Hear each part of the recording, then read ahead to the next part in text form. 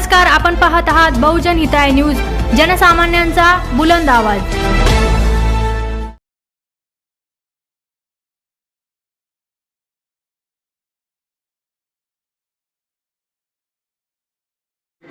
प्रतिनिधी सुद्धा या ठिकाणी आतुरतेने वाट पाहत आहेत। आता ज्या कार्यक्रमाची आपल्या अधिवेशनाची सुरुवात करायची आहे, तर मी सर्व मान्यवरांना विनंती करतो त्यांनी या ठिकाणी येऊन या कार्यक्रमाचं दीप प्रज्वलन करून त्या कार्यक्रमाची सुरुवात करा।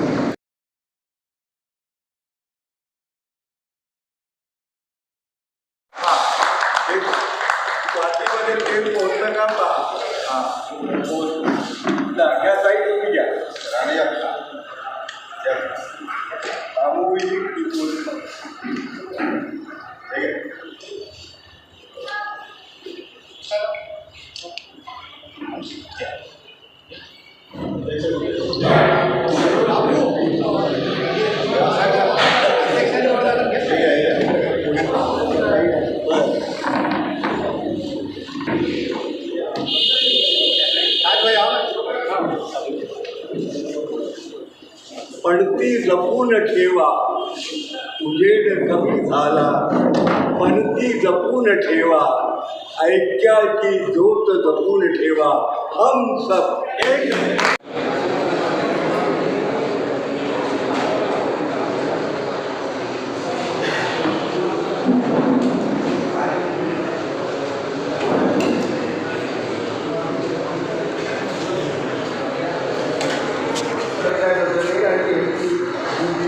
आज या पोस्टल कर्मचारी युनियनच्या या अधिवेशनाला शुभेच्छा देण्यासाठी एक नागरिक म्हणून इथे आहे।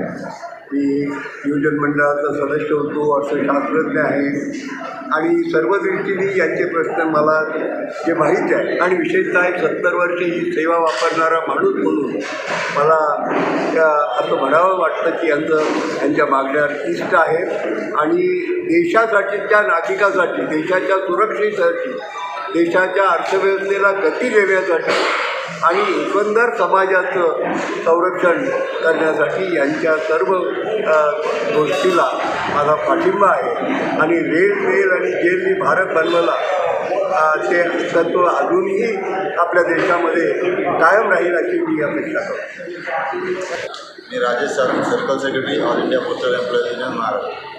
आज इथे या औरंगाबाद शाखेचं all India postal employees union postman संघटनेचं द्वैवार्षिक अधिवेशन संपन्न होतं आहे। दर 2 वर्षांनी कर्मचाऱ्यांच्या मागण्या, त्या माध्यमातून येणारे ठराव आणि कर्मचाऱ्यांची युनिटी टिकवण्याकरता अधिवेशन घेण्याची पद्धत आहे आणि त्या अनुषंगाने हे अधिवेशन संपन्न होतं। अधिवेशनामध्ये अनेक कामगार विरोधी जी सरकारची धोरणं आहेत, टपाल खात्याची धोरणं आहेत, ज्यामध्ये विशेष करून पोस्टमन भरती, रूल 38 नियम किंवा केंद्र सरकारी आस्थापनामधून विविध ज्या मागण्या आहेत, या मागण्यांचा उहापोह केला जाणार आहे आणि उहापोह करत असताना याच अधिवेशनामध्ये काही महत्त्वपूर्ण ठराव की कशा पद्धतीने संघटितरित्या राहून या धोरणाला विरोध करायचा, आपली नोकरी पण वाचवायची आणि या धोरणाला विरोध करत सरकारी क्षेत्र हे खाजगीकरणापासून अलिप्त ठेवून सरकारी क्षेत्रामध्ये सरकारी कर्मचारीच लागला पाहिजे, या माध्यमातून आज जी सरकारची धोरणं चाललेली आहेत खाजगीकरण करण्याची, त्यांचं म्हणणं आहे की रेव्हेन्यू वाचेल, परंतु रेव्हेन्यू वाचवेल जसं आता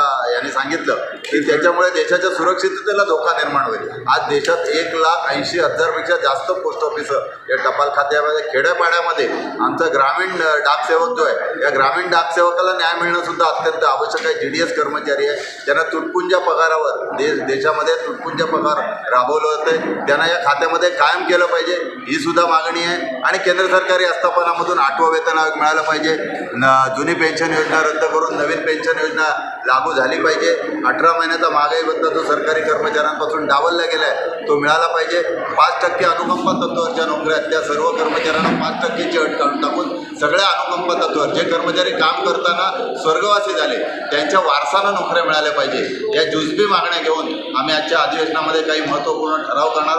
विशेष आवर्जून सांगायची गोष्ट अशी की रूल 38च्या माध्यमातून काही कर्मचाऱ्यांचं कुटुंब इथे आहे आणि कुटुंब इथे असल्यानं ते मुंबईमध्ये नोकऱ्या करतायत, परंतु त्यांना तिथे मुंबईमध्ये रिक्त जागा न भरल्या कारणाने इथे येता येत नाही। तर आमची प्रमुख मागणी आहे की रूल 38चा जो नियम आहे, कामगारांची भरती करून नियम 38 अन्वये जे कर्मचारी मुंबई मुंबईवरून औरंगाबादला येऊ इच्छित आहेत त्यांना तात्काळ त्यांच्या बदल्या द्या, ही मागणीसुद्धा आजच्या अधिवेशनामध्ये चर्चा करून आम्ही प्रशासनाकडे करणार आहोत. धन्यवाद.